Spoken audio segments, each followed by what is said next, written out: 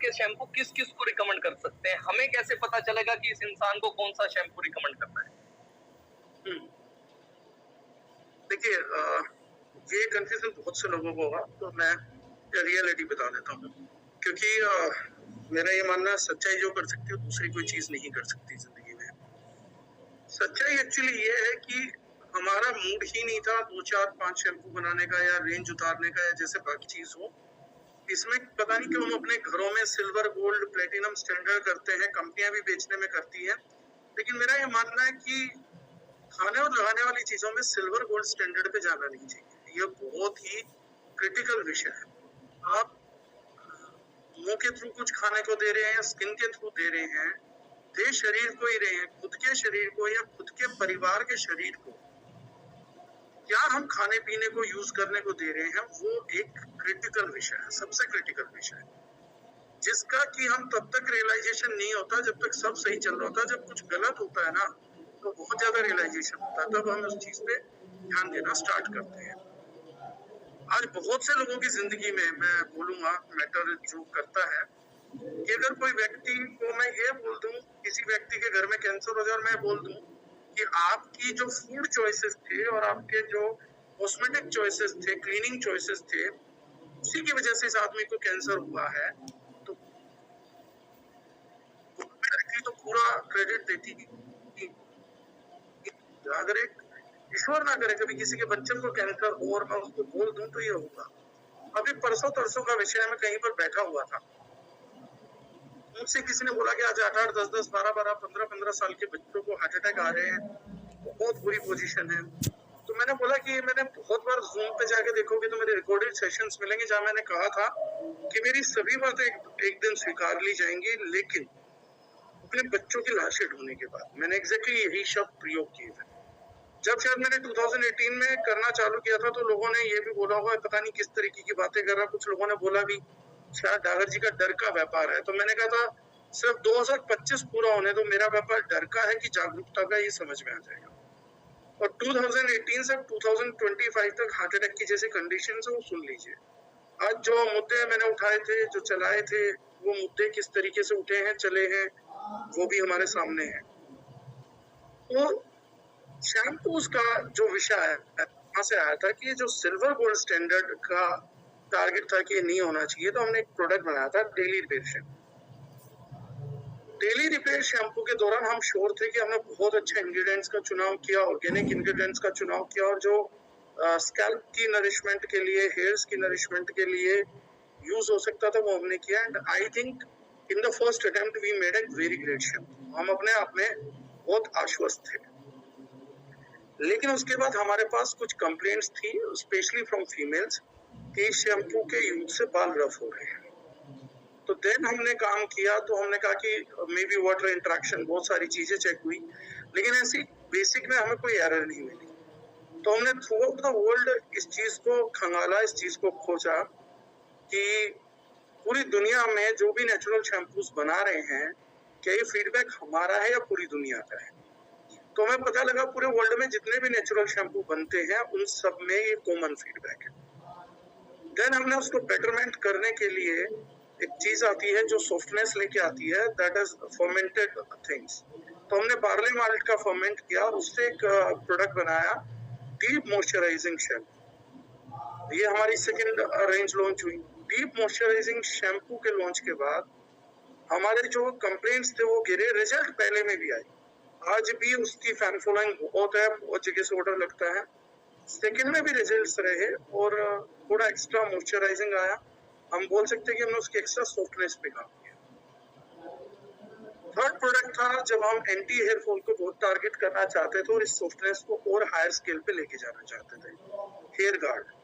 Hair guard जब shampoo आया तो हमारे दोनों प्रीवियस शैम्पू से निकाली हुई हमारा अपडेशन था, जहां पे हम लोगों को ये लगा कि हमने एक फिनोमिनल अचीवमेंट शायद हासिल कर ली है, क्योंकि हेयर गार्ड के पहले 900 जो हमने ट्रायल्स लिए थे, 900 के करीब ट्रायल लिए थे, उसमें एक भी जगह से बाल झड़ने का ऐसा कोई समस्या नहीं आया, बल्कि बहुत पॉजिटिव फीडबैक थे। 9 9 10 दिन में, एक दिन में बालों के झड़ने रुके थे।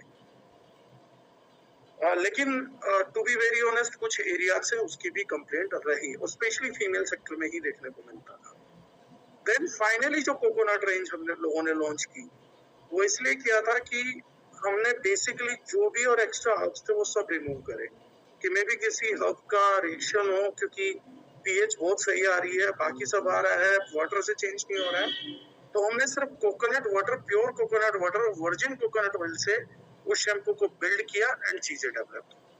तो बाकी जो कंपनी होती है, कोई बोलती है कि मैंने ये काम किया, ये इसको करना है रिकमेंड, इसको करना है। हमारे पास 4 शैम्पू होने का कारण ये है कि जो हम फीडबैक बहुत केयरफुली अपने कंज्यूमर्स का सुनते हैं, समझते हैं, उसकी अपग्रेडेशन करते करते करते करते हम यहाँ तक आए हैं। तो अगर मुझसे कोई क्वेश्चन करेगा तो मैं लेटेस्ट रेंज जो है कोकोनट शैम्पू, वो हर कंडीशन में उसी को रिकमेंड करना पसंद करूंगा, coconut shampoo, conditioner and oil, because वो हमारी ही पास्ट लर्निंग्स जो हैं, उस लर्निंग्स के सुपीरियर वर्जन है। लेकिन किसी को कुछ समझ आ चुका, किसी को कुछ समझ आ चुका, तो अगर कोई मुझे बोले कि चारों शैम्पू में कोई कमी है, कमी किसी भी शैम्पू में नहीं है। क्या किसी में कोई स्पेशलिटी है? स्पेशलिटी भी ऐसा कुछ नहीं है कि मैं किसी शैम्पू को दूसरे से कंपेयर कर सकूं। पहली बात तो है सूट किसको क्या करता है, और दूसरी बात है कि जो हमारा लेटेस्ट लॉन्च था वो हमारी नॉलेज की लेटेस्ट अपग्रेडेशन से हुआ है। तो बस इतना ही डिफरेंस है। अगर हम उसको इस तरीके से समझेंगे और मैं एक्ट करके दिखाऊंगा कि कोकोनट यहाँ यूज करिए, डीप मॉइस्चराइजिंग यहाँ, तो इतना कुछ है नहीं सच्चाई के तौर पे। बस जो हमारी knowledge with time, with experience बढ़ती गई है, जो चीजें करती गई हैं, उसका हाईएस्ट वर्जन आप देखेंगे तो वो कोकोनट ऑयल में देखेंगे, कोकोनट शैम्पू में देखेंगे और कोकोनट हेयर कंडीशनर में देखेंगे। तो वो एक्सट्रीम लेवल का निकल के आता है। तो अगर रिकमेंडेशन पे जाएंगे तो मैं कोकोनट रेंज को ही रिकमेंड करूंगा रिपीटेटिवली। कॉस्ट वाइज बहुत इफेक्टिव है, प्रोडक्ट बहुत अच्छा है, नेचुरल कोकोनट फ्रेग्रेंस है, फ्लेवर्स है, और कंडीशनर उसका बहुत पावरफुल है, बहुत ही पावरफुल कंडीशनर है।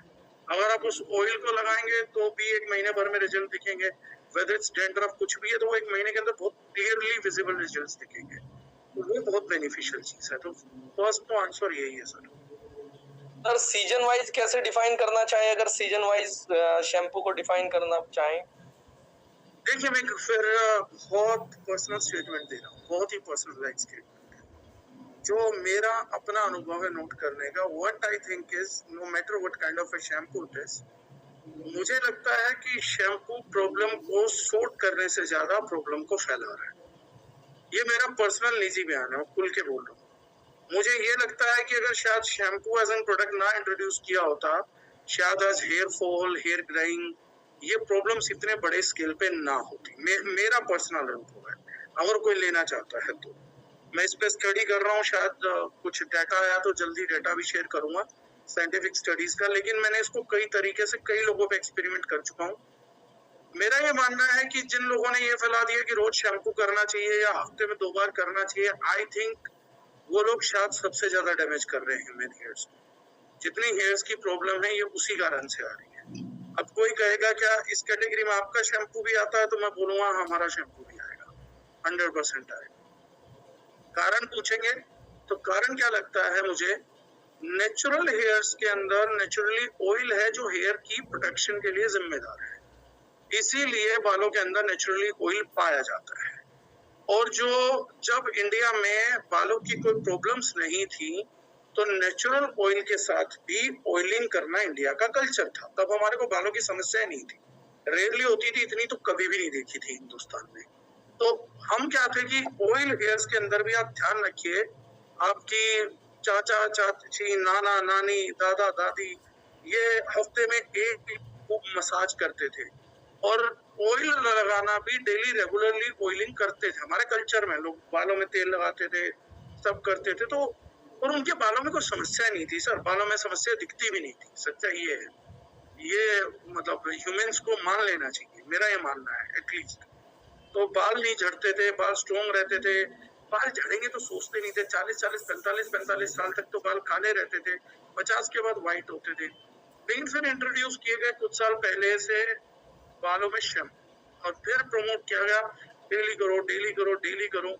आज मैं मानता हूँ शायद हमारा माइंडसेट बहुत पुअर कर दिया गया है।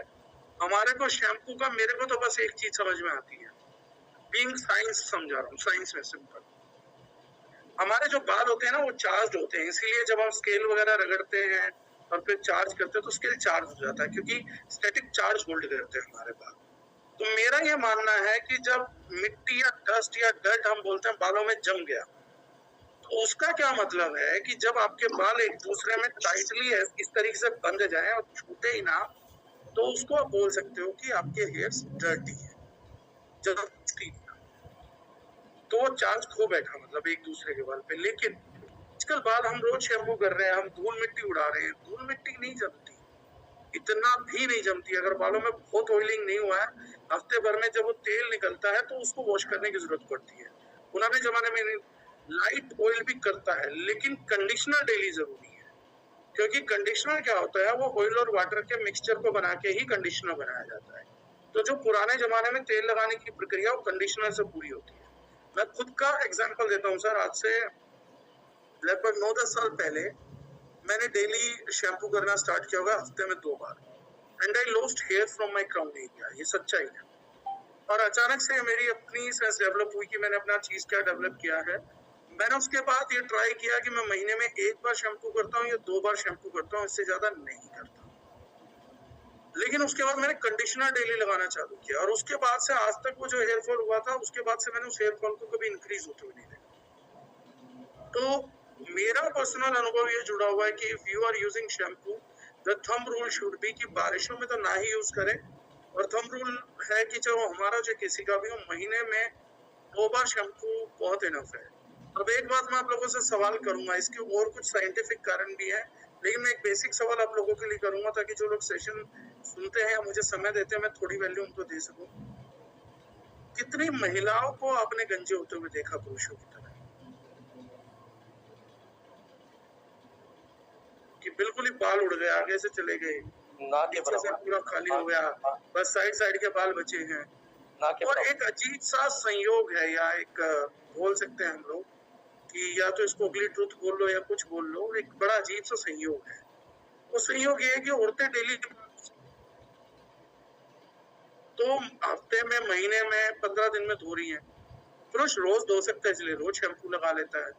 तो पुरुष जो है उनके बाल खत्म होते जा रहे हैं, बहुत स्पीड से खत्म होते जा रहे हैं, महिलाओं के उस स्पीड से खत्म नहीं हो रहे, टूटते भी हैं तो उनके रीजेनरेट हो रहे हैं। पॉसिबल रीजन हो सकता है। तो what I recommend to you is, जितने भी लोगों को बालों की समस्या से परेशान और बच्चों की, मैं फिर वही बोलता हूँ, मेरी बातों पे यकीन मत करिए, कहीं मेरी अपनी पर्सनलाइज्ड स्टेटमेंट है। Try it for a month and see the results. Daily conditioner करना चालू करिए, और फिर आप चेक करके देखिए कि 1 महीने बाद आपके बालों की सॉफ्टनेस, हेल्थ, फ्लेक्सिबिलिटी, लस्चर, जो हेल्दी बालों की क्वालिटी होती है, स्कैल्प, वो कैसा बिहेव करती है। जो लोग डैंड्रफ से परेशान है वो भी ये करके देखिए कि शैम्पू महीने में 1 बार करिए, बट कंडीशनर रोज लगाइए, and see the result if you are getting it right. Sir क्या हेयर कलर हमें मतलब लॉन्च करेंगे, या हेयर कलर के बारे में क्या सोचते हैं, क्योंकि वो अगर बाल काले हैं तो कैसे, वो सफेद हैं तो उन्हें कैसे काले करेंगे, ये चैलेंज है। हाँ, ये चैलेंज है सर, लेकिन ये फिर मुद्दे ना साइंटिफिक बदलेंगे। वाई है हर्ब्स एंड हिल्स पे आ जाते हैं। ठीक एक है। दिन मैं हर जगह जाता हूँ, ट्रेनिंग में लोग मुझे पकड़ देते हैं, हर्बल कलर बनाओ। कोशिश है, मेरी भी अपने बाल सफेद हो रखे, साइड से पूरी सफेद है, मैं भी नहीं कर रहा हूँ। Same year sir. सर तो लेकिन कोई मिनोक्सिडिल करके कुछ यूज कर रहा है रीग्रोथ के लिए, hair grow, new grow use कर सकते हैं उसको, स्विच करके उसको बंद करके या उसके साथ। अब ये क्वेश्चन मैं लास्ट में लूंगा सर, क्योंकि मैं चाह रहा था मुझे सब्जेक्ट पे डायरेक्ट किया जाए, ये मुझे इंडिविजुअल प्रोडक्ट्स पे मिसगाइड कर देंगे। मैं बताता हूँ, पहले हम अपना मुद्दा सुलझाते हैं, why herbs and hills, right. Sir इसमें एक चीज मैं चाह रहा था, अगर आप अलाउ करें तो। जी सर, अलाउड है। जी सर, जी सर।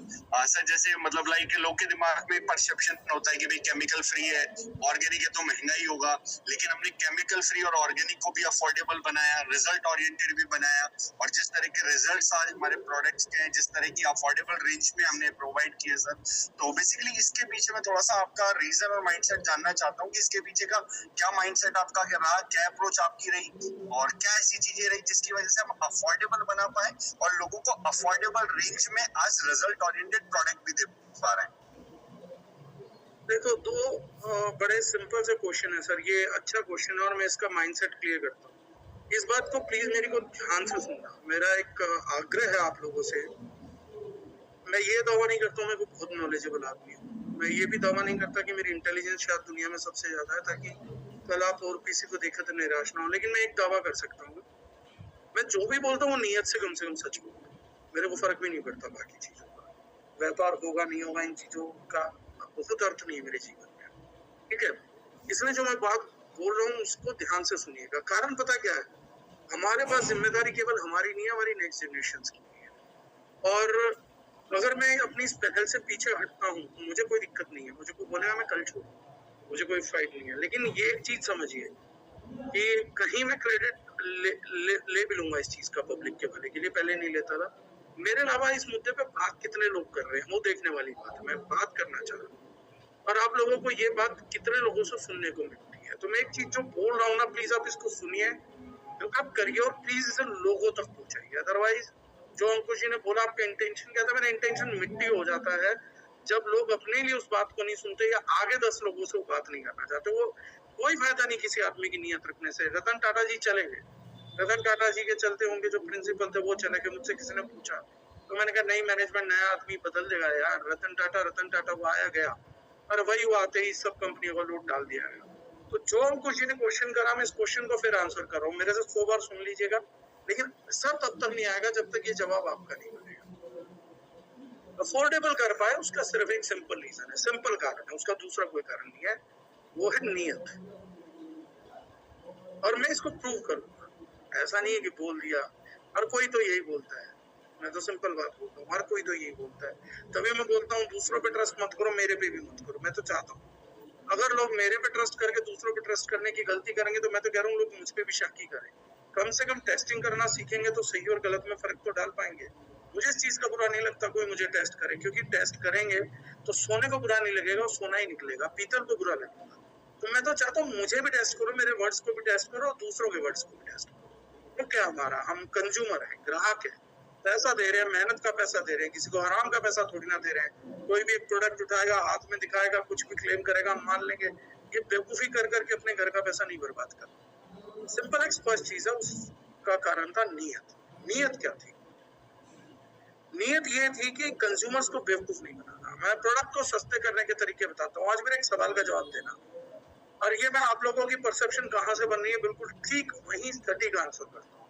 और मैंने कहा ना, मुझे नहीं डर लगता। कोई लोग बोलते हैं कई बार सर आप इतना मत बोला अगर माफिया पड़ा रहेगा, माफिया वाफिया। मेरे को डर नहीं लगता कि भाई किसी चीज का होगा, सब ईश्वराधीन है, चाहे माफिया हो चाहे मैं हूँ, सब ईश्वराधीन है। तो इसलिए अपने को कोई परेशानी नहीं है। बहुत से लोग ये समझते हैं केमिकल्स डिजाइन और डेवलप किए गए थे प्रोडक्ट्स को सस्ता करने के लिए। ये आप भी समझते हैं, ये मैं भी समझता हूँ, डेफिनेटली यही है। क्योंकि कोई आदमी फैक्ट्री से मजदूरी करके आ रहा होगा ना, या कोई किसी प्लांट में गया तो उसने ये बात सबको बताई बाहर आके। मैं एक छोटा सा क्वेश्चन आप लोगों से करता हूँ। झाग जो है सतरीटा से आज से नहीं उठ रहे हैं, 4000-5000 साल से उठाया जा रहा है। बाल धोने के लिए झाग निकालना है, सर्फेक्टेंट यूज करना है, तो बायो सर्फेक्टेंट का नाम है सतरीटा। तो वो क्या होता है surfactant? How shall I tell you? तो मेरे पास पेन नहीं है, अदरवाइज मैं ड्रॉ करता हूँ। तो आप ऐसा मान लीजिए एक सर्कल है, तीर है ऐसा, तो ये सर्कल वाला जो एंड है ये पानी में फंसता है, ये जो तीर है ये ऑयल में फंसता है और उसको बाहर निकाल देता है। इसको टेक्निकली सर्फेक्टेंट बोला जाता है, या आपकी साधारण भाषा में इसको झाग बोला जाता है। फिर इसकी अलग अलग कैटेगरी आती है, एटाइनिक, अनायनिक, नॉन अनायनिक और बायोसर्फेक्टेंट। तो सबसे पहले जब साइंस ने तरक्की नहीं करी थी, जब ये नाम भी नहीं आया था बायोसर्फेक्टेंट, तब हम एक चीज जानते थे जिसको बोला जाता है सोप नेट, बबल नेट, और हिंदी में उसको बोला जाता है सतरीटा। तो हम उससे झाग उठा लेते थे। लेटर ऑन जब साइंस ने तरक्की करी तो इसको उन्होंने नाम दिया सर्फेक्टेंसी, बायोसर्फेक्टेंट। अब इस बायोसर्फेक्टेंट को केमिकल से सिंथेसाइज कर करके non anionic surfactant, anionic surfactant, cationic surfactant तक की हमने रेंज बना ली। तो बायोसर्फेक्टेंट से कैटायनिक सर्फेक्टेंट तक का सफर क्यों हुआ? उसके दो कारण थे। ये हर प्रोडक्ट पे लागू होता है। उसके दो कारण थे। पहला कारण था बेहतर सफाई, जैसे कारपेट की, मशीन्स की। जो डेवलप हुआ उसका कचरा बायो से नहीं निकलता था, तो उसके लिए ज्यादा हार्श केमिकल्स बोलते हैं, ज्यादा हार्श केमिकल्स डेवलप करने की जरूरत पड़ी। ये बुरा नहीं था, ध्यान से सुनना मेरी बात, ये बुरा नहीं था। अगर गाड़ी के ग्रीस को साफ करना है या पेट्रोल की ऑयलीनेस को साफ करना है तो आपको बायो सर्फेक्टेंट से बड़ा सर्फेक्टेंट चाहिए था, क्योंकि बायो सर्फेक्टेंट बायो बींग्स के लिए थे, ह्यूमन बींग्स के लिए थे, एनिमल्स के लिए थे, प्लांट्स के लिए थे, लेकिन केमिकलाइज्ड वेस्ट को क्लीन करने के लिए नहीं बने थे प्रैक्टिकली, और कॉम्प्लेक्स स्ट्रक्चर्स को वॉश नहीं कर सकते थे। तो जरूरत पड़ी, अच्छा विकास हुआ, अच्छी इनोवेशन हुई, कैटायनिक सर्फेक्टेंट अनायनिक सर्फेक्टेंट बने, necessity is mother of innovation, उसकी सफाई के लिए। लेकिन जब लोगों ने देखा, कुछ कंपनियों ने देखा कि अरे बाप रे, कहाँ बायो सर्फेक्टेंट में थोड़ी सी झाग निकलती है और आता है 300 रुपए 500 रुपए किलो, कहाँ ये कैटायनिक सर्फेक्टेंट आ रहा 55 रुपए 56 रुपए किलो, और इसमें तो बाप रे झाग ही झाग है, झाग ही झाग है। तो उन्होंने कहा झागी तो देनी है पब्लिक को, झागी तो समझ आती है पब्लिक को, ना सर्फेक्टेंसी समझ में आती, ना सरफेस टेंशन समझ में आती, ना ग्रीजिंग समझ आती, ना डीग्रीजिंग समझ आती, ना कैटायनिक समझ आता, ना अनायनिक समझ आता। तो उन्होंने कहा अगर ज्यादा पानी के अंदर थोड़ा सा झाग मिलाने वाला कैटायनिक सर्फेक्टेंट या अनायनिक सर्फेक्टेंट डाल देंगे और इसको प्रोडक्ट बना के दे देंगे तो ये हमें सस्ता भी पड़ेगा। मेरी बात ध्यान से सुनिएगा, ये हमें सस्ता भी पड़ेगा बजाय सतरीठा के। अब कंज्यूमर ने कहा सर ऑर्गेनिक है तो महंगा होगा। ब्रदर ऑर्गेनिक महंगा नहीं है, सतरीठा जिस रेट पे आता था, तो मान लो उस टाइम पे शैम्पू 25 रुपए का बनता था, तो सतरीठा बाहर हुआ, अनायनिक कैटायनिक सर्फेक्टेंट इन हुए, रेट 2 रुपए बढ़ा, रेट 2 रुपए कम नहीं हुआ। कंपनी ने माल को सस्ता बनाया, कंज्यूमर को सस्ता कभी नहीं दिया। हर साल नए केमिकल्स निकलते रहे 1990 से अब तक। जितने भी यहाँ लोग बैठे, हमने दिमाग पे जोर डाली 1990 से जितनी जनसंख्या है, मैं 2025 की बात कर रहा हूँ, 35 साल हो गए।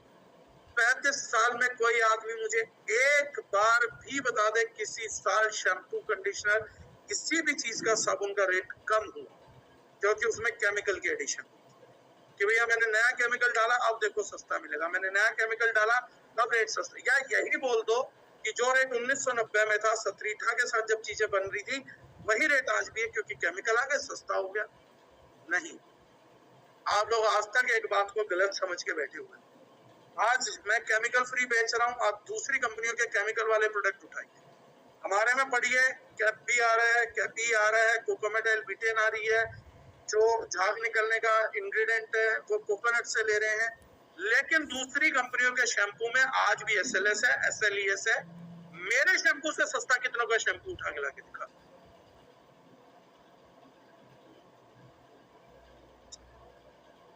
तो अगर केमिकल सस्ता है, मैं महंगा हूं, तो मेरे से सस्ता क्यों नहीं बेच रहे? 50 रुपए में शैम्पू क्यों नहीं बेच रहे? हम 200 ml 160 170 में बेच रहे हैं, वो अपना 200 ml क्यों नहीं 60 रुपए में 70 रुपए बेच? मेरे इंग्रेडिएंट और उनके रेट में तो 5 गुना का फर्क है। वो कोई हर्ब्स नहीं डालते, हम हर्ब्स डाल रहे हैं, वो कोई एक्टिव नहीं डालते, हम एक्टिव डाल रहे हैं, वो कोई ऑयल नहीं यूज करते, वो भी वर्जिन कोकोनट ऑयल जैसी चीज हम वही भी यूज करते। उनके प्रोडक्ट सस्ते क्यों नहीं है? उनके अंधभक्त लोग, डिस्ट्रीब्यूटरशिप लोग आज भी वो अंधभक्ति क्यों कर रहे हैं? क्योंकि तर्क हम सुनना और मानना ही नहीं चाहते। अगर मुझे कोई बोलेगा आपने इकोनॉमिकल कैसे बनाया, मैंने कोई इकोनॉमिकल नहीं बनाया, मैं कोई संत नहीं हूँ। मैं अपना 8-10% का प्रॉफिट लेता हूँ प्रोडक्ट पे, तब प्रॉफिट बाजार में देता हूँ, तब प्रोडक्ट बाजार में देता हूँ। मुझे कोई बोले डागर जी संत है भाई साहब वो पैसा नहीं बना रहे, झूठ है, बहुत से लोग बोलते हैं, मैं तो बना रहा हूँ। मैं 10% 8% मुनाफे के बिना काम नहीं, सिंपल, मेरे को बोलने में कोई हर्ज नहीं है। इससे ज्यादा नहीं कमा रहा हूँ लेकिन इससे कम भी नहीं कमा रहा हूँ, मेरी बैलेंस शीट की बात। उन कंपनियों को जिनको गर्व है उनकी भी बैलेंस शीट निकाल लो और देख लो एक बार प्रोडक्ट पे कितना खर्चा कर रहे हैं, cost of goods used balance sheet में क्या लिखी हुई है। ये सिर्फ मैंने अफोर्डेबल नहीं बनाया, मैंने इकोनॉमिकल नहीं बनाया, लोगों ने प्रोडक्ट्स को महंगा बेचा है। मेरी बहुत क्लीन स्टेटमेंट है, मैंने कोई अच्छा काम नहीं करा, लोग बुरा काम कर रहे हैं, उल्टा वर्जन है। लोग सल्फेट को, सिलिकॉन्स को किस रेट पे बेच रहे जाके देखिए। अपने तेल में LLP लाइट लिक्विड पैराफिन आज बाजार में 36 रुपए लीटर चल रहा है। आज किसी प्रोडक्ट में वो 90%, 91%, 70% डालते हैं। अगर किसी 1 लीटर के प्रोडक्ट में 70% प्रोडक्ट डाला हुआ है जो 36-37 रुपए कीमत का है, तो 21 रुपए लीटर का प्रोडक्ट बाजार में जाके देखिए तो वो 400-500 रुपए का दिख रहा है। वो गलत कर रहे हैं, मैं नहीं कर रहा हूँ। तिल का तेल बाजार में आपको भी कीमत है पता, मेरे प्रोडक्ट में पड़ा, उसके ऊपर हब्स पड़ी, आप चेक कर लीजिए। एक सिंपल सा कानून है। तो मैंने अफोर्डेबल करा, ये हो रह सकता है, लेकिन दुनिया बहुत महंगा बेच रही है, वो भी घटिया माल, ये सत्य है। और उसका कारण है जिसकी वजह से मैंने आपको आग्रह किया था, कंज्यूमर की अपने प्रति असंवेदनशीलता। मुझे लोग क्वेश्चन करते हैं गवर्नमेंट क्यों नहीं रोक, तो अपने घर में एंट्री क्यों नहीं रोक रहे, सरकार क्यों आपके देश में एंट्री रोके, आप अपने घर में एंट्री क्यों नहीं रोक रहे, आप अपने परिजनों के घर में एंट्री क्यों नहीं रोक रहे, आप दोस्तों के घर में एंट्री क्यों नहीं रोक रहे, पढ़ते क्यों नहीं पीछे SLS है, SLES है। बहुत अच्छा सरकार ने कर दिया, जो चीज सबसे ज्यादा डाली गई है जिस प्रोडक्ट में, उसको ऊपर से पढ़ना चालू किया और नीचे तक आइए डिसेंडिंग ऑर्डर में आएंगे। और लोग कहेंगे परसेंटेज नहीं पता लगेगी, मैं बताता हूँ कैसे परसेंटेज पता लगेगी। परफ्यूम जो डाली जाती है वो 1 से 2% डलता है। अगर परफ्यूम के बाद इंग्रेडिएंट का नाम मेंशन हो रहा है, फ्रेग्रेंस के बाद मेंशन हो रहा है, इसका मतलब वो इंग्रेडिएंट की मात्रा उस पूरे उत्पाद में 1 से 2% भी। और जितना परफ्यूम से ऊपर ऊपर मेंशन होता जा रहा है उसकी परसेंटेज उतनी है। आज से अपना प्रोडक्ट चेक करना चालू करिए। अगर कोई शैम्पू बना रहा है, मैं गारंटी दे रहा हूँ, शैम्पू कैसे बना होगा, एक्वा यानी पानी इस प्रोडक्ट में सबसे ज्यादा, SLES मतलब झाग उठाने वाली चीज सबसे ज्यादा, तीसरी चीज पे वो लोग खत्म करके आ जाएंगे परफ्यूम, यानी कि भैया पानी डाला, उसके बाद झाग उठाने का मटेरियल डाला, उसके बाद परफ्यूम डाली, फिर नीचे छोटा सा लिखा होगा एलोवेरा या विटामिन E या पैराबेन, और 0.2% तो पैराबेन डलता है, प्रिजर्वेटिव जितने भी है 0.1 to 0.2। अगर कोई चीज तो प्रिजर्वेटिव पैराबेन के बाद भी डाली जा रही है, इसका अंदर 0.1% भी नहीं है प्रोडक्ट के अंदर, तो आप किस चीज की कीमत अदा कर रहे हैं वो बोतल का साइज देख के नहीं पता लगता, उसके पीछे के इंग्रेडिएंट्स पढ़ के पता लगता। आपको प्रोडक्ट रिजल्ट देगा या नहीं देगा ये दावे से या विज्ञापन से नहीं पता लगता, बोतल खड़े करके नहीं पता लगता तुम्हारी बेस्ट क्वालिटी है। कैसे प्रोडक्ट में क्वालिटी है, आपके प्रोडक्ट में LLP है, जड़ी बूटी के नाम पे 2 जड़ी बूटी है, उसका स्टैंडर्ड आपको नहीं मालूम है, ग्रेड कौन सा है वो नहीं मालूम है, कैसे आपने बोल दिया आपका प्रोडक्ट बेस्ट क्वालिटी है। कोई क्वेश्चन नहीं करता पूरी इंडस्ट्री के अंदर। मेरा एक वीडियो करिए सर्कुलेट में, तो कहता हूँ वेरी ट्रेडिशनल इंडस्ट्री के अंदर भी आप अपने दुकानदार के पास जाइए, जब बोलता है ये बेस्ट प्रोडक्ट है, दुकानदार से पूछ तू कैसे बोल रहा है इसको बेस्ट प्रोडक्ट है। एक कंज्यूमर अपना अधिकार ही नहीं समझता कि मैं 200 रुपए चीज खरीद रहा हूँ, बताओ ये कैसे बेस्ट है, कैसे क्वालिटी का पैरामीटर क्या तुम जानते कि सर, मैं बात गारंटी बोल रहा हूँ, मेरी जवान की गारंटी इस चीज की। अगर आज डायरेक्ट सेलिंग का लीडर खड़ा करके अपनी कंपनी को क्वेश्चन कर दे कि जिस प्रोडक्ट को तुमने क्वालिटी बोला, ये किस प्रोडक्ट पे क्वालिटी पैरामीटर बोल रहे, और इस पे लाइव कर ले, तो हमारी इंडस्ट्री में 99% कंपनियां जवाब नहीं दे सकती। Definitely sir. अगर आज कंज्यूमर इंग्रेडिएंट्स के प्रति सजग हो जाए तो 90% माल जो बाजार में बिक रहा है कभी जिंदगी में नहीं बिकेगा। ये बात नियत की है, ये सारा खेल नियत का है। कौन अपने आप को उम्र मान के बहुत सारा पैसा कमाना चाहता है, और कौन आदमी जिंदगी चलाने के लिए पैसा बनाना चाहता है, उसको बड़ा कितना ही बनाना चाहिए, लेकिन मोरल वैल्यूज इंटीग्रिटी को नहीं कॉम्प्रोमाइज करना। केमिकल फ्री कर देने से प्रोडक्ट महंगा नहीं होता है, प्रोडक्ट महंगा होता है घटिया नीयत जोड़ देने से। आज मुझे क्या लगता है आप लोगों को कि अगर मैं केमिकल बेस्ड शैम्पू बनाऊंगा तो 150 रुपए से नीचे आज हमारा फेस वॉश जो है, चारकोल फेस वॉश, हम 150 रुपए का बेच रहे हैं। बाजार में कोई भी फेस वॉश ढूंढ लो ना चारकोल का, 200 रुपए से नीचे नहीं मिल रहा, और वो सारा प्योर केमिकल है। तो ये नियति तो मैटर कर रही है, और क्या मैटर कर रहा है इस चीज के अंदर। आज ग्लूटाथियोन फेस वॉश मैंने 5 साल पहले दिया था, आज लोग ग्लूटाथियोन के इंजेक्शन लगाने को पागल हो रहे हैं। इस देश में ग्लूटाथियोन की टैबलेट अब चली है, 5 साल पहले किसी ने ग्लूटाथियोन क्यों नहीं दिया।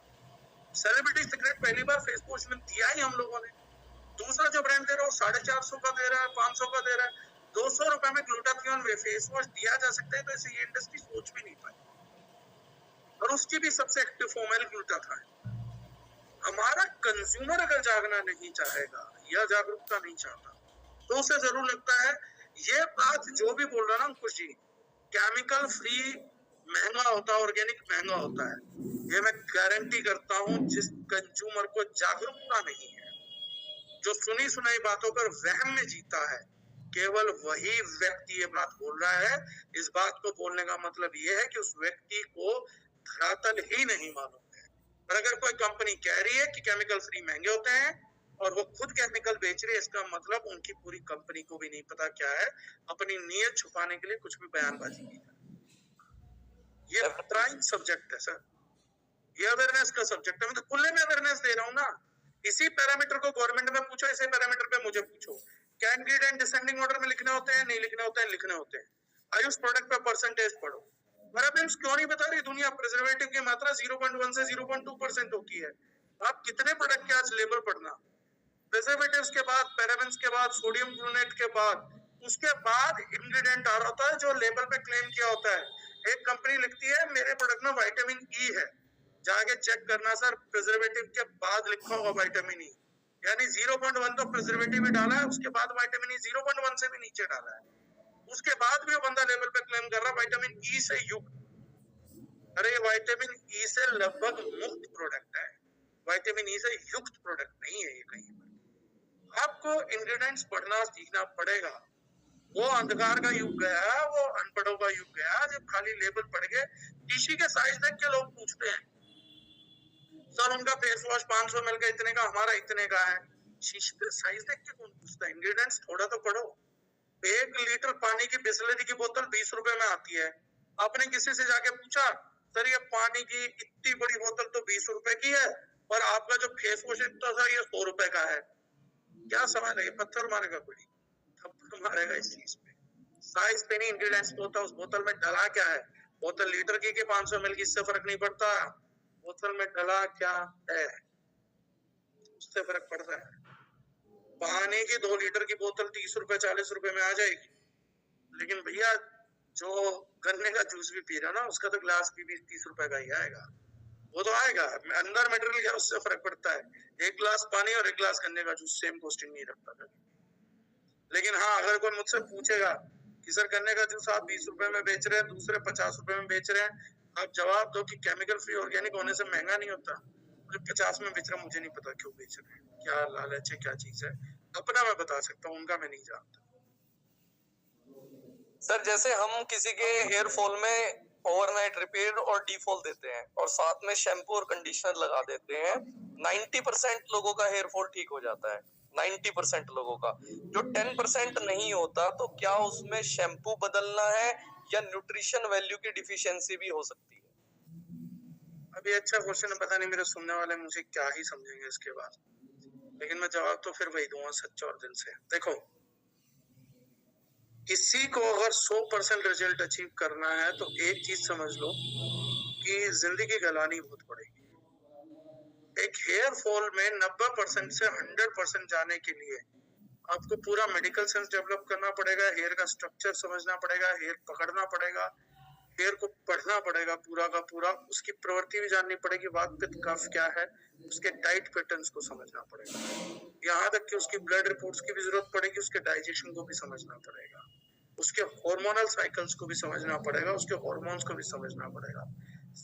अगर मैं 90 से 100 जाता हूँ लोकेश जी, अगर कोई मुझे बोलेगा कि क्या आप 100 आउट ऑफ 100 रिजल्ट दे सकते हैं? हाँ, दे सकता हूँ।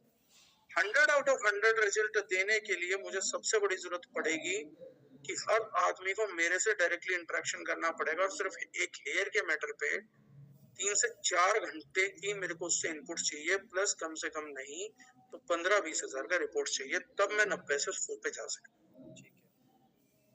मेरा ये मानना है कि इस 90 से 100 को लेके जाने के लिए और इतना सब कुछ करने के लिए पहले तो मेरे एसोसिएट को रेडी होना पड़ेगा कि कम से कम वो 6 महीने पूरे हेयर स्ट्रक्चर्स को, हेयर्स के टाइप्स को, स्कैल्प स्ट्रक्चर को, स्कैल्प टाइप को, फिर ऋतुचर्या, दिनचर्या, मतलब इतनी सारी चीजें जो उसको समझनी पड़ेगी 90 से 100 ट्रैवल करके। और उसके बाद उसके हाथ एक जबरदस्त मायूसी लगेगी कि अपने ही बालों को ठीक करने के लिए आदमी 20-30 हजार की रिपोर्ट्स, क्योंकि ये रेगुलर लगेगी, और 2 महीने बाद आपको समझना पड़ेगा उसकी बॉडी ने क्या एब्जॉर्ब किया, कितना एब्जॉर्ब किया, कैसे चलता है, वो करना पड़ेगा। तो मेरा जवाब सीधे सीधे ये है, 90 से 100 जाने के लिए आप 2 या 3 हिट एंड ट्रायल कर लीजिए।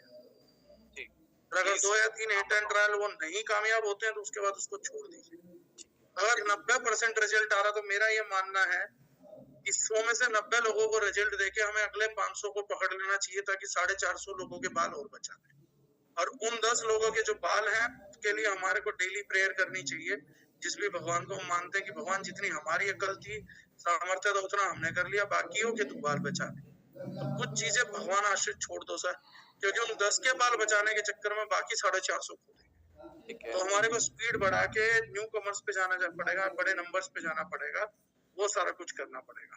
तो हेयर फॉल में सर कोई एक सप्लीमेंट रिकमेंड कर सकते हैं साथ में, अगर जनरल कर? New grow is a fantastic supplement. ठीक है sir. Fantastic means fantastic supplement. Done sir. अच्छा सर, क्या शैम्पू डेली करें या शैम्पू हफ्ते में 3 दिन करें और कंडीशनर कंटिन्यू करें? कंडीशनर डेली करना चाहिए सर, बेस्ट रिजल्ट्स के लिए। आज से 1 महीने कर लीजिए, डेली कंडीशनर लगाइए। शैम्पू महीने में 1 बार लगाना चालू करिए, अपने बालों की क्वालिटी आप देखिए, 1 हफ्ते बाद ही देख लीजिएगा। Done sir. क्या सर ये कुछ लोगों का एक मिथ है कि जो लेडीज होती हैं वो ही कंडीशनर यूज करें, जेंट्स को कोई जरूरत नहीं है? मोस्ट जेंट्स को तो बालों की भी कहाँ जरूरत है, और आजकल बच भी कहाँ रहे हैं। जेंट्स को तो ऐसा लगता है कि वो डायरेक्टली देवता पैदा हुए हैं, कुछ नहीं करेंगे, ना स्किन की केयर करेंगे ना बालों की केयर करेंगे। कृष्ण जी बैठे हैं उनकी केयर करने के लिए, तभी तो आजकल सब गंजे हुए घूम रहे हैं कि कृष्ण जी ने मना कर दिया। उन्होंने कहा भैया मैंने द्वारका में पिछले युग में बहुत काम किया, मैं मूड में नहीं हूँ, तुम अपने बाल संभाल सकते हो तो संभाल लो, बच्चे संभाल सकते हो संभाल लो, मैं ना अब तुम्हारे बाल बचाऊंगा ना बच्चे बचाऊंगा। ये तो बहुत सिंपल है लोकेश जी। महिलाओं के बालों का और आपके बालों का स्ट्रक्चर अलग अलग थोड़ी ना कि उनको कंडीशनर की जरूरत है। बहुत से लोगों को तो ये भी गलत फहमी कि शैम्पू ना करे तो कंडीशनर कभी करना ही नहीं चाहिए। ये ऐसी बात है कि अगर घर में कचरा नहीं फैला है तो पोछा रोज मारना ही नहीं चाहिए। अरे कचरा नहीं भी फैला, पोछा तो मारो, सफाई रखना तो अच्छी बात है। अगर बालों को साफ भी नहीं करे कंडीशनिंग तो करो। Conditioning means caring, conditioning means providing nutrition. नाम खुद में बोल रहा है। जिस साइंटिस्ट ने रखा था उस बेचारे गरीब ने इतने अच्छे से नाम रखा, कंडीशनर। जो आपके बालों को कंडीशन करेगा, नरिश करेगा, कंडीशनर। उसको इंडियन पब्लिक बोलती है वो तो रोज नहीं करना होता ना। सिर्फ बालों की कंडीशनिंग रोज नहीं करनी, चिल्ड्रन की कंडीशनिंग नहीं करनी, उनकी नरिशनिंग नहीं करनी, तो फिर फायदा क्या है? That is daily required, it's there in the name. Done sir. Sir skin के लिए जो मतलब पिंपल्स हो जाते हैं, पिंपल्स का कोई भी हम प्रोडक्ट दे रहे हैं सर, उसके साथ टी ट्री दे दिया या हमने अपना एक्ने वाला फेस पैक दे दिया, उसके साथ भी क्या कोई सप्लीमेंट रिकमेंड कर सकते हैं सर पिंपल्स के लिए? हाँ, कुरकुमिन है, रक्तशोधक है। मैं आपको अभी बैठे बैठे 4-5 सप्लीमेंट बता दूंगा। नारी संजीवनी है, क्योंकि बहुत सारे हार्मोनल एक्नेस होते हैं, इसमें भी वैरायटी है। हार्मोनल एक्ने है, बैक्टीरियल एक्ने है। बैक्टीरियल एक्ने में आपका डीकेयर कुरकुमिन बहुत बढ़िया काम करेगा। आप लीवर डिटॉक्स दे सकते हैं, क्योंकि हीट से एक्ने होता है, लीवर हीट से भी एक्ने निकलता है, तो उसको कंट्रोल करने के लिए आप दे सकते हैं। ब्लड की इम्प्योरिटीज बहुत बड़ा कारण होती है एक्नेस का, तो रक्तशोधक दे सकते हैं। There are so many things. Done sir. Sir anti blemish के साथ क्या दे सकते हैं? झाइयाँ एक आज प्राइम मुद्दा है, झाइयाँ जैसे एंटी ब्लीमिश अगर हम देते हैं उसके साथ क्या क्या देना है सर? झाइयों की एक सिंपल साइंस है जी सर। चेहरे पे ऑयल अंदर से आया हुआ या लगाया हुआ, या कोई ऐसी क्रीम लगाना जिसमें ऑयल कंटेंट बहुत ज्यादा हो, और उसके बाद सनलाइट का उस चेहरे पे reaction, that is blemishes. Majorly इसी वजह से फॉर्म होता है। हमारी बॉडी में एक हार्मोन होता है मेलेनिन, जिसका प्रोडक्शन होता है, और उसके प्रोडक्शन की एक सिंपल साइंस है। आपकी स्किन के ऊपर फैट होना चाहिए, उसकी रिएक्शन होना चाहिए ऑयल का सनलाइट के साथ, मेलेनिन ओवर प्रोडक्शन होगा, डिपॉजिट हो जाएगा। ये सिंपल साइंस है। तो जिसको ब्लेमिश हटाने हैं, पहली बात उसके चेहरे पे तेल नहीं आना चाहिए। जिस टाइम उसको चेहरे पे तेल महसूस हो, पहली बात सनलाइट में ना हो, दूसरा या तो उसे पोंछ लो या उसको वॉश कर लो। तो अच्छी फेस वॉश जरूरी है, दिन में 2 या 3 बार करेंगे तो बेटर रहेगा। And glutathione is best for that. उसके बाद आती है क्रीम। क्रीम में बहुत सारे एक्टिव्स होते हैं जो ब्रेकआउट करते हैं मेलेनिन को। थोड़े टाइम में, थोड़े टाइम के बाद वो ब्रेकआउट करते हैं, पहले बाहर भी निकालते हैं, देन धीरे धीरे उसको ब्रेकआउट भी करते हैं। और तीसरी चीज, बालों पे ना तो तेल, चेहरे पे तेल वाले हाथ नहीं लगने चाहिए, अगर बालों में तेल लगा रहे तो वो वहां से बह के चेहरे पे नहीं आना चाहिए। यानी अपनी स्किन को जितना तेल से बचाओगे, 2 बार एंटी ब्लेमिश क्रीम लगाओगे और चेहरे को 2-3 बार साफ रखोगे तो गारंटेड एंटी ब्लेमिश में रिजल्ट आएगा। अगर आप फीमेल्स में ज्यादातर ये होता है तो नारी संजीवनी टैबलेट सिरप दे सकते हैं, क्योंकि मेलानिन एक हार्मोन है। तो हार्मोनल इम्बैलेंस से, इंटरनल हार्मोनल इम्बैलेंस से भी ब्लेमिशेस होते हैं। प्लस लीवर का बहुत क्रिटिकल रोल है। अगर आप ब्लेमिश में लीवर डिटॉक्स देंगे या कोलेजन देंगे तो उसका रिजल्ट आपको बहुत इंक्रीज होकर मिलेगा। मतलब हम एंटी ब्लेमिसिस वाला जिसका भी झाइयों का ट्रीटमेंट कर रहे हैं, अगर हम उसे नीयू और लीवर डिटॉक्स अगर ऐड कर देंगे तो आपके रिजल्ट्स बहुत बढ़िया आएंगे और बहुत बेहतर भी होंगे और बढ़ेंगे भी। परसेंटेज ऑफ रिजल्ट्स भी आपका बहुत इम्प्रूवाइज करेगा। हम स्टार्टिंग में डायरेक्ट अप्रोच कर सकते हैं कि आप लीवर डिटॉक्स दें ताकि उनको अल्टीमेटली फायदा मिले। सर, आजकल झुर्रियां और एंटी एजिंग एक बड़ा मुद्दा है और बड़े सेलिब्रिटी, हर कोई इंसान चाहता है कि मेरी एज रुकी रहे, और उसका इम्पैक्ट मैंने देखा है कि झाइयां भी रुकती है और साथ साथ में झुर्रियां भी रुकती है अगर आप कंटिन्यूटी, जैसे मैंने कंटिन्यूटी में मैं यूज करता हूँ सर अपनी जो हमारी डे और नाइट क्रीम है, तो मैं डे क्रीम यूज करता हूँ, प्रीमियम रेंज जो है हमारी, उससे बड़ा इम्पैक्ट पड़ता है कि आज तक मेरे चेहरों पे झाई नहीं है, मेरी आंखों के नीचे वो नहीं है, झुर्रियां नहीं है। मतलब एज ठीक है, एज उस मैटर में आ गई है कि झुर्रियों वाला समय शुरू हो गया 7 वालों का, तो उसका इम्पैक्ट है। बट सर उसके साथ में झुर्रियों के लिए क्या लेना चाहिए कि झुर्रियां रुक जाए जहां पे है? Omni sensor brilliant product. Okay, omni cell लें और सर ये प्रीमियम रेंज का day night done sir.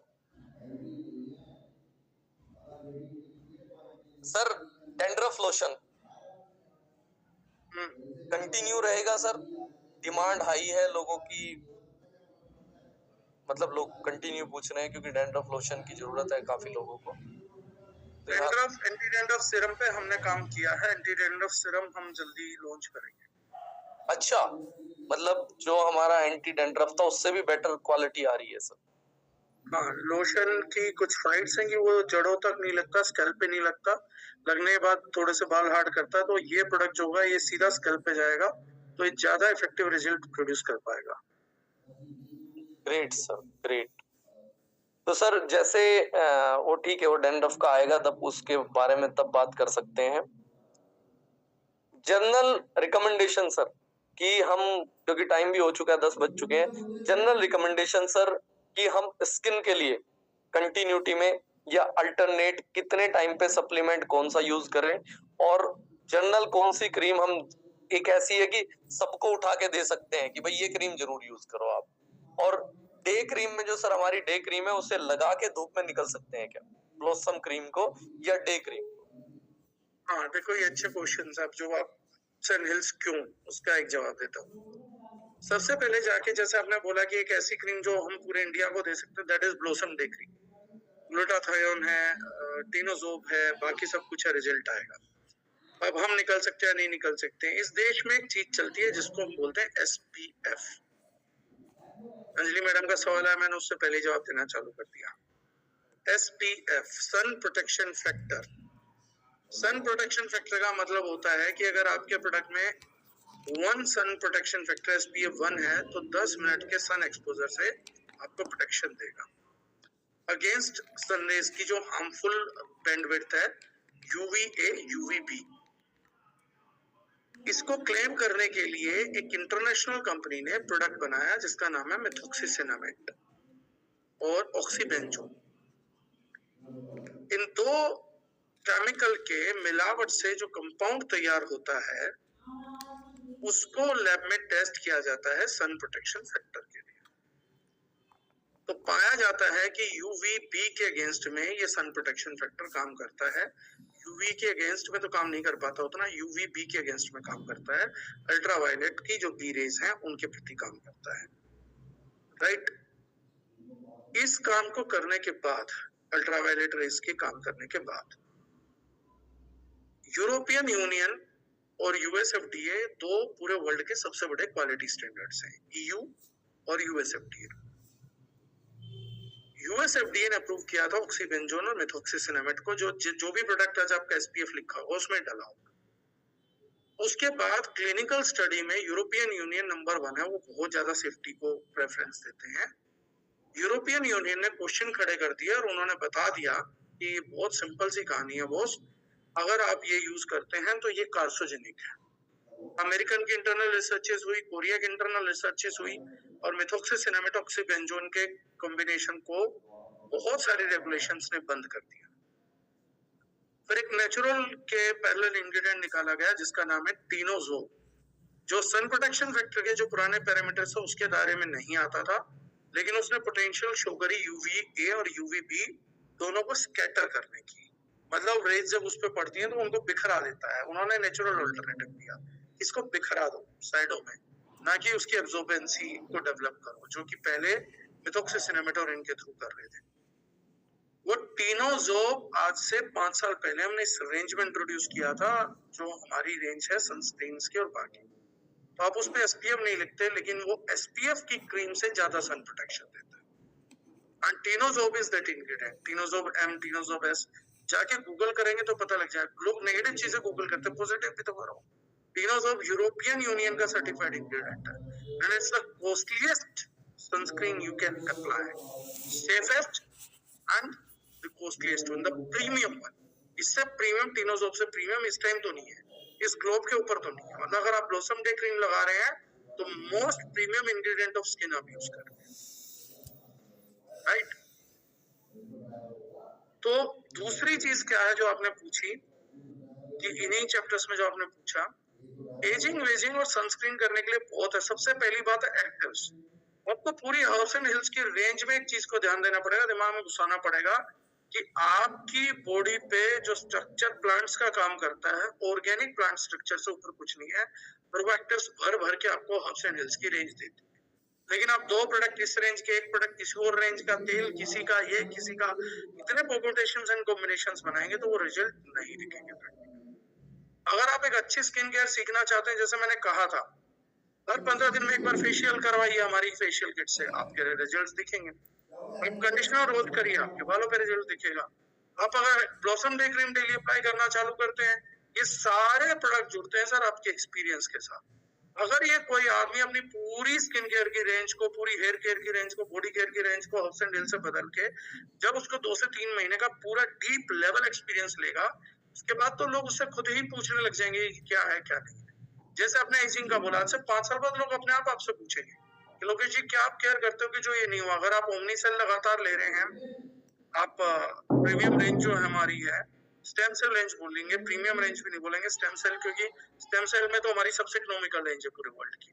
Stem cell range को अगर आप ले रहे हैं तो डेफिनेटली लोगों को आपको कॉम्प्लीमेंट करना ही पड़ेगा, वो डिफरेंस दिखेगा ही दिखेगा। देखिए कुछ तो फर्क पड़ता होगा, मैं एक सिंपल बात पूछ रहा हूँ, कुछ तो फर्क है केयर का।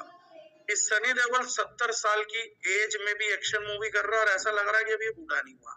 उसकी एज 67 है आज, ऑलमोस्ट 70 हो चुका बंदा।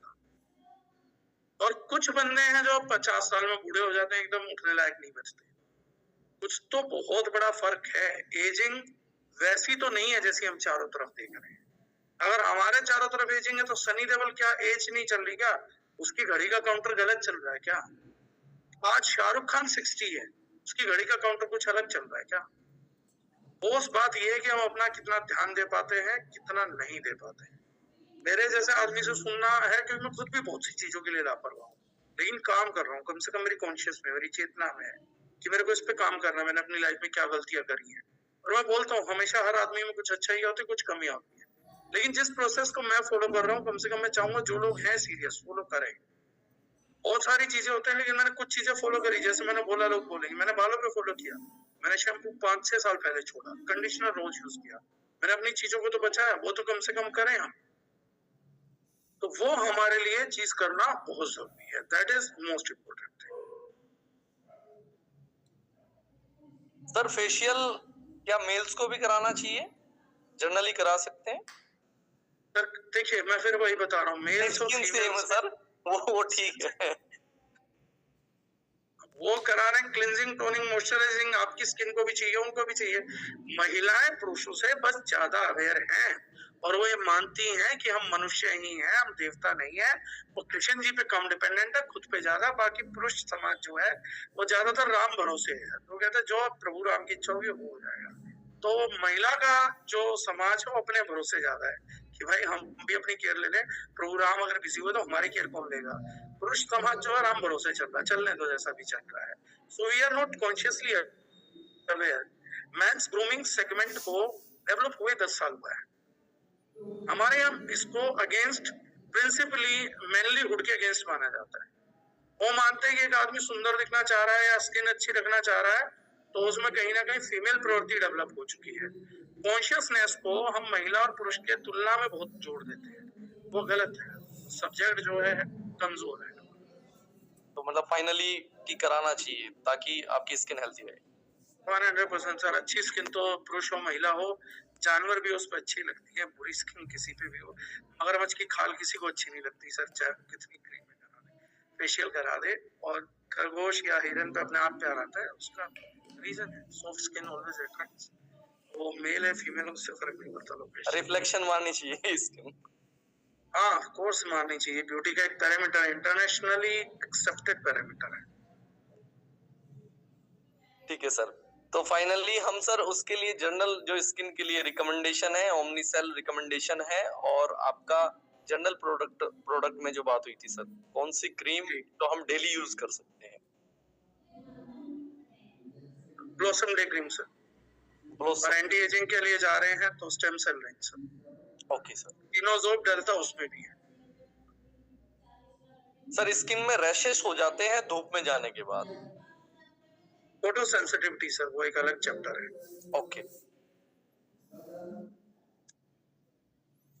100 में से 1000 मार्क्स दिए हैं अपनी फेशियल किट को लोगों ने सर जी, ऐसा किसी डिस्ट्रीब्यूटर का कहना है। जो नहीं मानता वो यूज करके देख ले, यूज करवा के देख ले। गिरधर जी का है सर सवाल, एलोपेशिया एरेटा का क्या ट्रीटमेंट है सर? हमारा क्या प्रोडक्ट वो करना है सर? कुछ नहीं है सर। जो चीज मैजिक एंड रेमेडीज एक्ट में आती है उसका कोई ट्रीटमेंट नहीं सर। स्किन का पीएच लेवल कैसे बैलेंस करें सर?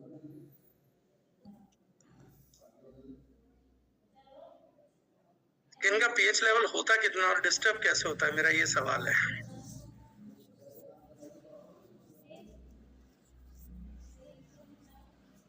जी सुधीर जी बताएं।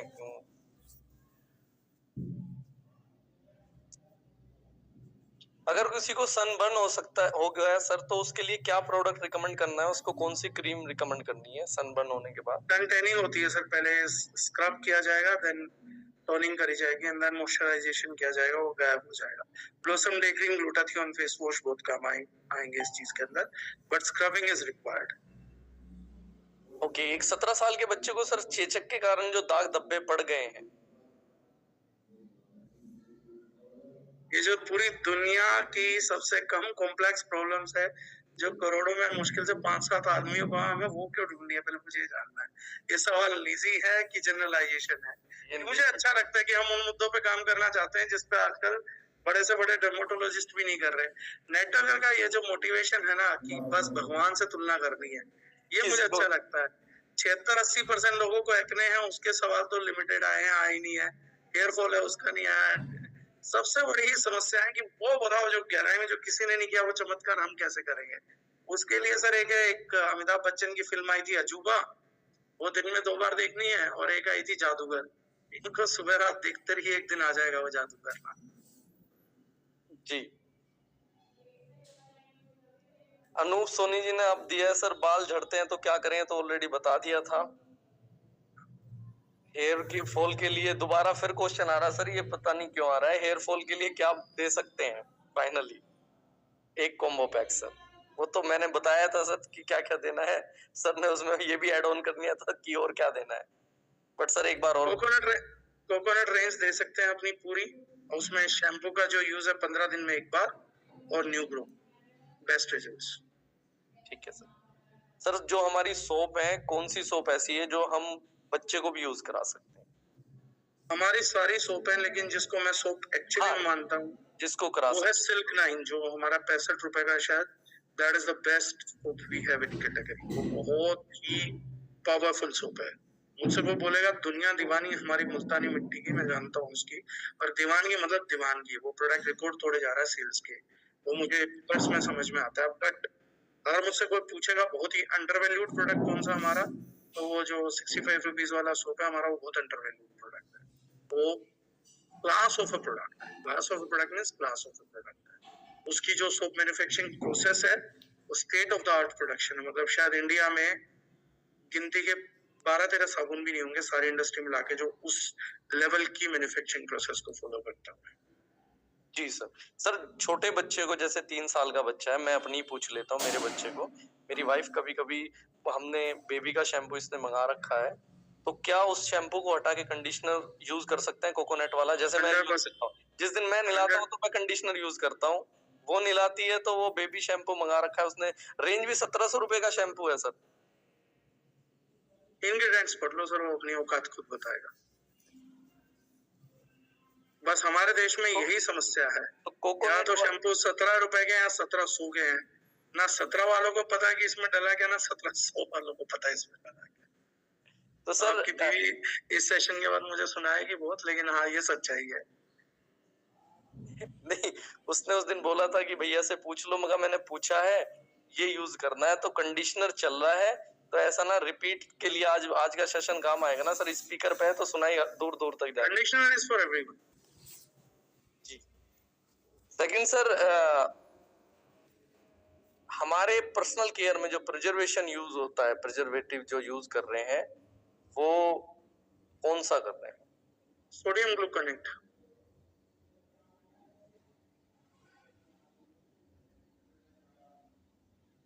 Done sir, almost question complete है सर। अभी कोई मतलब अच्छा, मैं आज एक अपडेट देता जाता हूँ क्योंकि लोग यही पूछते हैं, कमाल की बात है। जी सर। देखो, थोड़े से जागरूक और थोड़े से एडवांस बनो। एक अखबार आता था जिसका बिक्री बहुत थी लेकिन बदनामी भी बहुत थी। उस अखबार का नाम था पंजाब केसरी।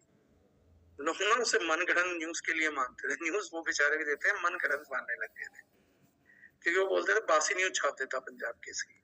ये जो न्यूज है ना कि प्रिजर्वेटिव कौन सा यूज होता है, वो तो पक्का ही केमिकल होगा, ये ना बहुत बासी न्यूज है। बहुत बासी मतलब इतनी बासी, इतनी बासी, इतनी बासी कि इजिप्ट की मम्मी खड़े होकर थप्पड़ मार देगी किसी दिन, क्योंकि इजिप्ट की मम्मी भी प्रिजर्व करी गई है। जब आपके प्रिजर्वेटिव खोजे नहीं गए ना, वो तब प्रिजर्व की गई थी। इसलिए कोई अगर ये समझ रहा है कि मैं मजाक कर रहा हूँ तो मैं साइंस बोल रहा हूँ।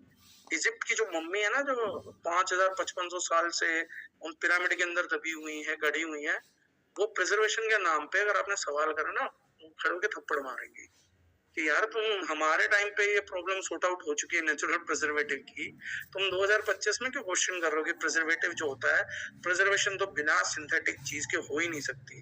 तो बोलेंगे हमारी लाशें प्रिजर्व करी गई हैं। तुम कॉस्मेटिक की बात कर रहे हो यार।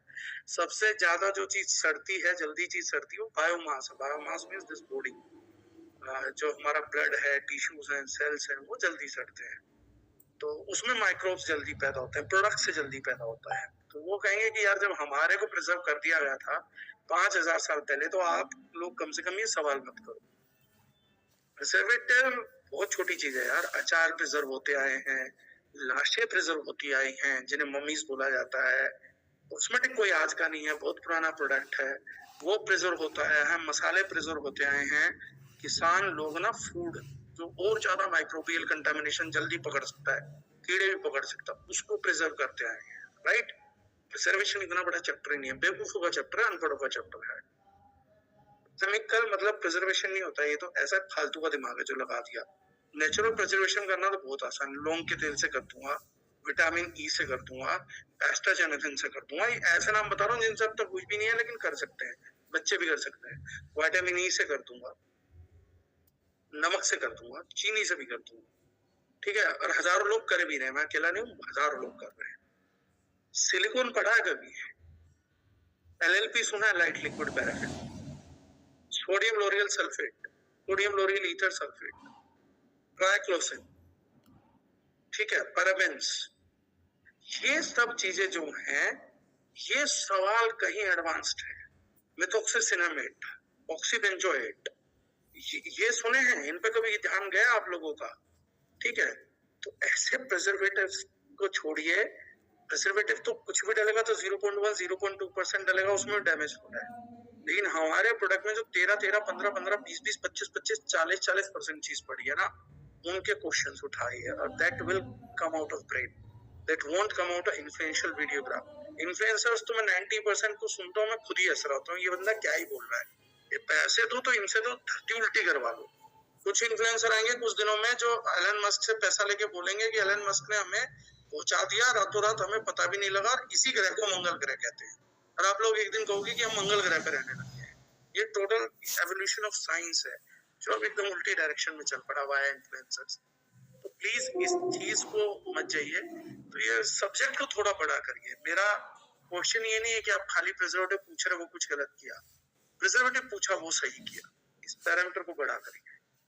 एमल्सिफायर्स भी पूछिए, एडिटिव्स भी पूछिए, आप सिलोक्सेंस भी पूछिए, डीटैंगलिंग एजेंट्स भी पूछिए, अपने लोगों से व्हाइटनिंग एजेंट भी पूछिए। आप कई बार रिजल्ट पूछते हैं, किस वजह से आप तो पूछते ही नहीं है, रिंकल क्यों नहीं आ रहे वो भी पूछिए। ये सवाल करना चालू करिए, तब आपको समझ में आएगा कि दुनिया अभी किधर है किधर नहीं है। प्रिजर्वेटिव एक छोटी चीज है, उससे बाहर मतलब वो एजुकेशन के सबसे लोवेस्ट स्तर पे आ गया कि अरे मैं पूछता हूँ इसमें प्रिजर्वेटिव क्या डाला है, नेचुरल, ये बहुत छोटा सवाल हो चुका है। प्रिजर्वेशन की गुत्थी कोई भी सुलझा सकता है, छोटा सा केमिस्ट भी सुलझा सकता है, ऐसा मामूली सा केमिस्ट थोड़ी देर में वो कुछ भी प्रिजर्व कर देगा आपकी आंखों के सामने। 1.5 2 साल 4 साल तो कोई बात ही नहीं है प्रिजर्व करने के लिए। मुश्किल काम है प्रोडक्ट को बिना एक्टिव्स के, बिना केमिकलाइज्ड एक्टिव्स के बनाना, सन प्रोटेक्शन फैक्टर को लेके आना बिना किसी हार्मफुल चीज के, वो साइंस है, वो बड़ा सवाल है। आपके बालों के तेल बनाना बिना एलएलपी के, वो बड़े सवाल है। बिना बीएचटी के, बिना बीएचए के, ये सवाल है। बिना ट्राइक्लोसन के टूथपेस्ट बनाना, ये बड़ा सवाल है। बिना सल्फेट की झाड़ू उठाना, ये बड़ा सवाल है। बिना टाइटेनियम ऑक्साइड के दांतों को साफ करना, सफेद बनाना, ये बड़े सवाल है। आपके बालों में लगाने वाले कंडीशनर्स में सिलिकॉन्स का यूज ना होना, टीईए, डाइथाइलामीन, ये सब यूज ना करना, ये बड़े सवाल है। इन सवालों की भी तरफ जाइए, उसके बाद देखिए जमाना आपको नतमस्तक करेगा और इस रेंज का कॉन्फिडेंस आपका जमाने में आ जाएगा कि आप जाके घर घर में घुस के करेंगे। आज मैंने आपको बोला नहीं है तो किसी के भी सवाल को उठाइए ना, आपसे इसका टॉपिक उस दिन सक्सेसफुल होगा। आप जाइए आप दोस्त रिश्तेदारों के घरों पे, उठाइए, थोड़ी सी नॉलेज अपग्रेड करिए, उनसे पूछिए ये कर रहा है क्यों कर रहा है, क्या है। जैसे आज मैंने कहा लोकेश जी को 1700 रुपए का शैम्पू मंगा लिया, क्यों, कौन सा वो इंग्रेडिएंट है जिसने उस शैम्पू को 17 से 1700 रुपए का बनाया, उसका जवाब दीजिए ना। बीइंग ए कंज्यूमर अब तो प्रोडक्ट आपका बॉस, आप बोलेंगे सवाल कंपनी से करें, कंपनी से क्यों करूं, 1700 रुपए देके आपने वो शैम्पू अपना लिया, अब आप दो ना मेरे को इस बात का जवाब, अपने 1700 रुपए किस बात के दिए, इस इमोशन के जो आपकी जाग गई कि मैं अपने बच्चे को ये बताऊंगी तेरे को मैंने 1700 रुपए के शैम्पू से नहलाया, या उसके के पतिदेव अफोर्ड कर सकते हैं, 1700 रुपए का उसमें डला क्या है, दैट्स अ क्वेश्चन। अब मुझसे पूछिए इस प्रोडक्ट में 250 का क्या डाला, 300 का क्या डाला है, मैंने बोला 1000-1500 का क्या डाला, स्टेम सेल डाला। दुनिया में 1000-1500 की क्रीम में स्टेम सेल ढूंढ लो, नहीं मिलेगा, दैट्स अ क्वेश्चन। तो इनसे बड़ी चीज होगी, right. So this is something I wanted to deliver. Questions will make you intelligent. सवाल करना इंटेलिजेंट बनाता है, पर जेन्युइन सवाल करना, बेकार सवाल करना नहीं बनाता। लोकेश जी आप भी म्यूट है सर, पहले गलती मैंने करी थी, आप कर रहे हैं। Sorry sir. What should I do for the spot that remain on my face after the acne is gone? Glutathione continuously uses and stay away from oils. If someone has oil-based creams. If someone has white spot and black spot on his face, then what should I do? Personalized session with me with a consultation fees of 2500. कि मुझे ऐसा लग रहा है इन सेशनों में ना लोग मुझसे कंसल्टेशन लेने आ रहे हैं, मेरी कैटेगरी को चुनने कम आ रहे हैं। कंसल्टेशन का पैसा बचाने के लिए रागर जी का प्रयोग हो जाता है कई बार, सर ये बता दो ये बता दो ये बता दो।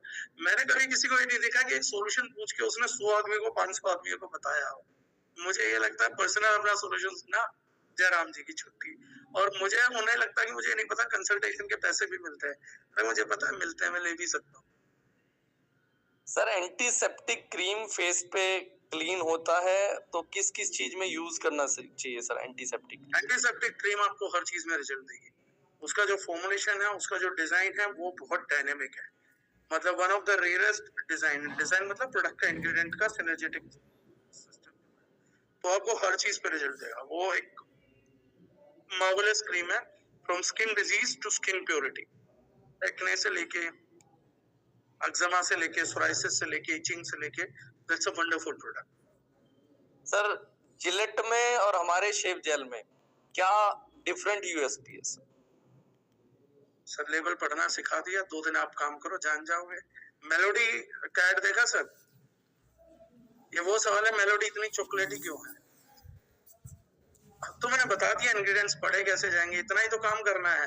अब ये सवाल भी मुझसे पूछा जाएगा मेलोडी इतनी चॉकलेटी क्यों है 1 घंटे के सेशन के बाद। मेलोडी खाओ, खुद जान जाओ, लेबल क्लेम पढ़ो, खुद पता लग जाएगा क्यों है, क्या है रीजन। सर कुछ प्रोडक्ट पे क्यूएस लिखा होता है, उसका रीजन क्या होता है? आयुर्वेदिक प्रोडक्ट पे लिखा होता है सर क्यूएस। क्यूएस का बेसिकली अर्थ ये होता है कि व्हाटएवर द लेफ्ट इज वो क्वांटिटी स्पेसिफाइड है, कि बाकी का ये सब कुछ एक जगह मान लो। पुराना सिस्टम था, अब आयुर्वेद ने भी नया सिस्टम चेंज कर दिया है, तो अब ये लिख के आना बंद हो जाएगा। एज पर क्वांटिटी स्पेसिफाइड वो होता है। पहले लोग अपने इंग्रेडिएंट्स को छुपाना चाहते थे तो वो ये सब लिख देते थे। मोस्टली आयुर्वेदिक प्रोडक्ट्स में लिखा मिलता है। ठीक है सर, ऑलरेडी 10:15 बज चुके हैं। Thank you so much sir for this energetic session. बहुत सारी चीजें करें कि हर बंदा कॉस्मेटिक यूज करता है तो 2-3 आदमियों को तो डेली समझाए।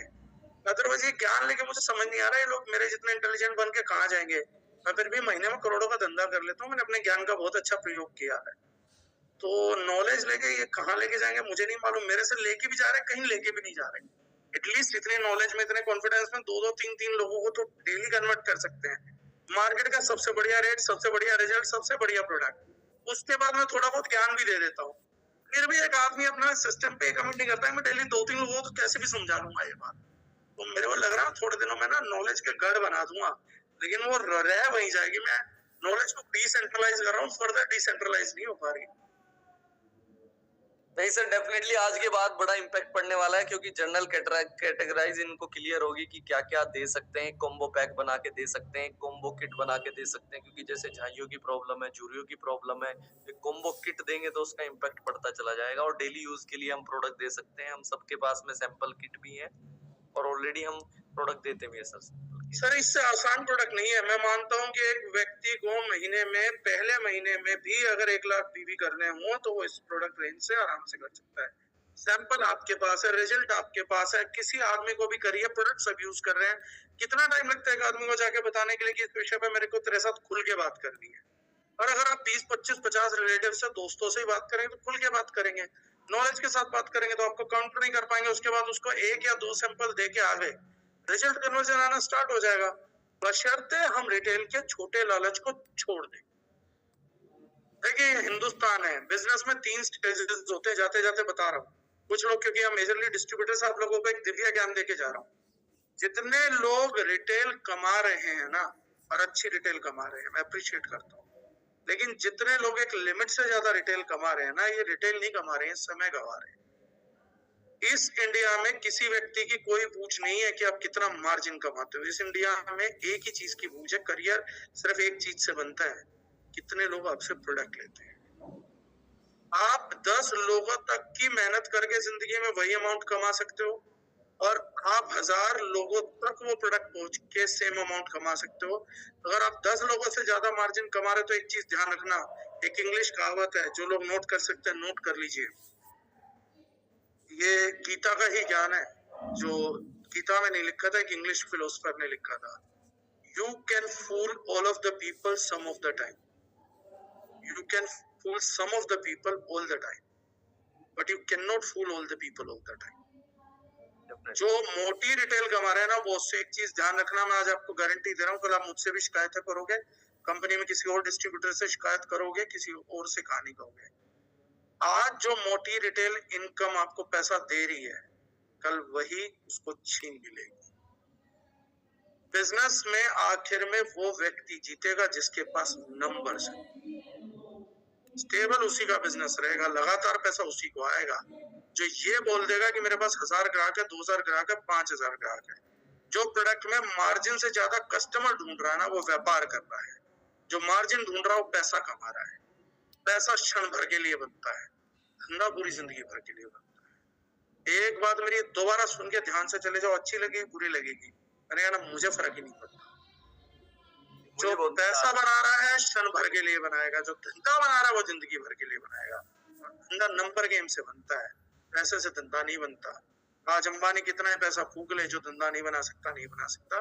जिसमें अंबानी के पास नंबर है, धंधा केवल वही है बॉस। अगर आज आपके पास 50,000 रुपए महीना और 10 ग्राहक हैं तो जल्दी समय बदलने वाला है।